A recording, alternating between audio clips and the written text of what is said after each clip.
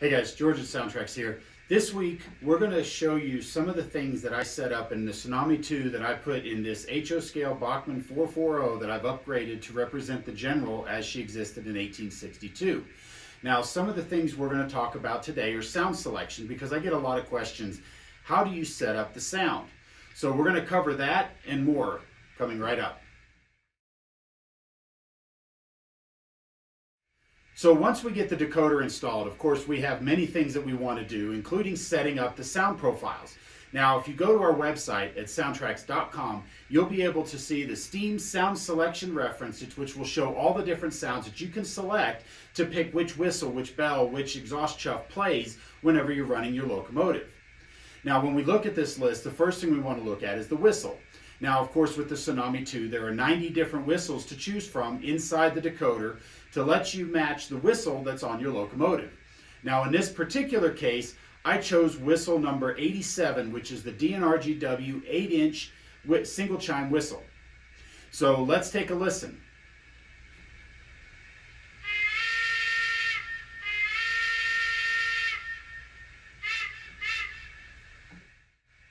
Now the next up is our bell. CV122 selects our bell. Now when you look at the list, you'll see a range of different values for each of those bells. And what that's telling you is that this is that bell recording, but done at different speeds to simulate a hand-rung bell all the way up to a fast air ringer. Now on this particular locomotive, I chose a medium brass number 2, and of course it's a hand-rung bell. So I selected CV122 to a value of 15. So let's take a listen.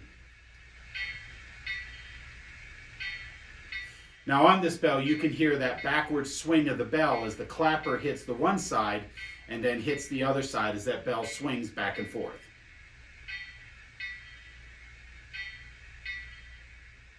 Now next up is the exhaust chuff, and the exhaust chuff actually selects two different sounds. First, of course, is the exhaust chuff, the famous chuff, chuff, chuff sound that we hear.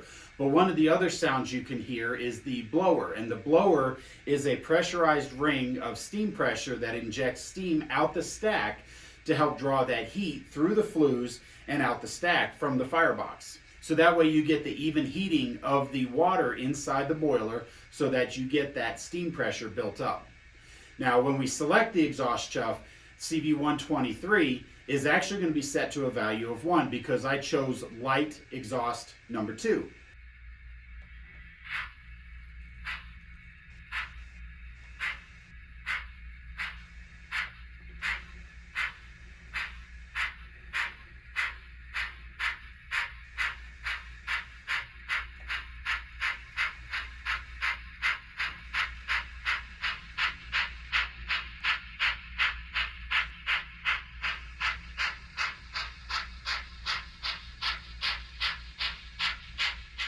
Now, some of the other selections you're going to see are the dynamo and the air compressor. Well, in 1862, we didn't have air brakes, and of course, there's no electric lamps on the locomotive.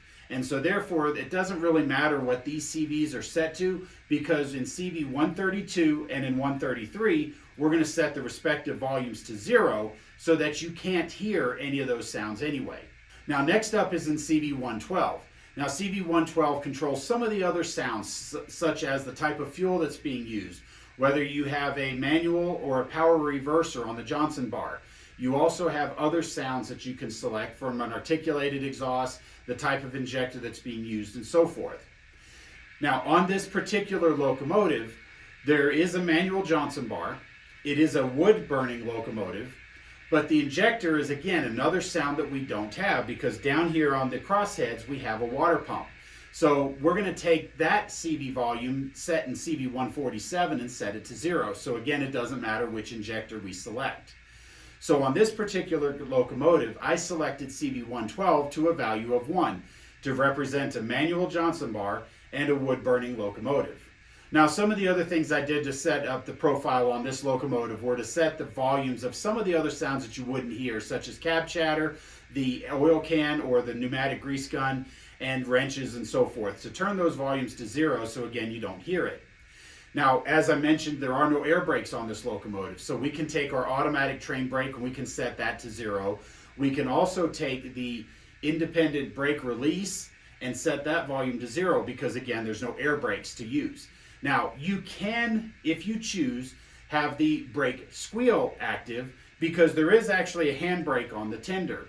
Now, sometimes they would use that to bring to a stop, but most of the time they would either throw the reverser and the wheels would spin to bring it to a stop, or if they needed to do it very quickly, or they could just reduce the throttle and slow the train down and then eventually set that handbrake on there. So what I did on this particular one was I set the volume of the independent brake squeal down to about 10 so that it's not a very loud sound, but you will hear it on occasion if I have to set the brakes to bring the locomotive to a stop at a particular location. Now in momentum, I'd actually set my acceleration rate in CV3 to a value of 50 and my deceleration rate in CV4 to a value of 75. Now in the independent brake applications in CV117, I set this CV to a value of 153, and what that does, it represents a minus 25 to the deceleration rate set in CV4, so that way, if I do want to set the brakes, I can turn on F11, and that locomotive will come to a stop just a little bit quicker. So again, it'll simulate the fireman or the crew member tying down the brakes on the tender to bring the locomotive and consequently the train to a stop. Now, one of the last things I did to this locomotive was I had set CV161 to a value of 50, and that determines how much a percentage out of 255, so about a fifth of the available reverb and echo applied to the sound of the whistle. Now in CV233, I did set that to the heavy echo or long echo so that way you get a little bit of a sound. So you can hear that echo when I play the short whistle especially. So it's not very much, but it's just enough to add a little bit of extra character. Now, some of the other things you can do is go in and set the individual volumes to just what you like, and then you can go and set the equalizer to really enhance the low-end frequencies of the locomotive. Now, on this particular locomotive, I did 2 of our Mini Cube 3s. Now, these are limited on their low end down to about 700 to 500 hertz, so some of the equalizer in the mid-range really needs to be boosted to try to help get that middle range sounding a little bit better.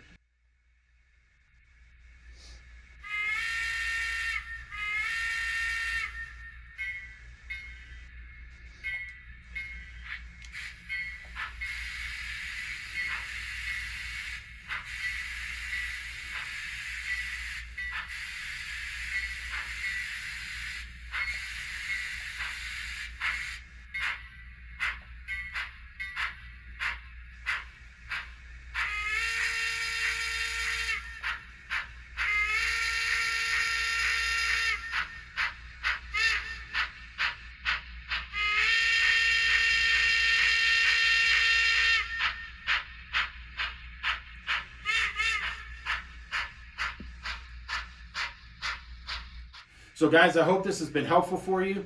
So be sure to check out our user's guide on our website at SoundTraxx.com. Under the reference link, you'll see a link to manuals where you can see all the cool adjustments that you can make in your Tsunami2 so that you can use that steam decoder to match any of the locomotives that you can come up with, whether it be a small American 440 or a heavy big boy or Challenger. You've got the settings in our steam decoder to make that happen.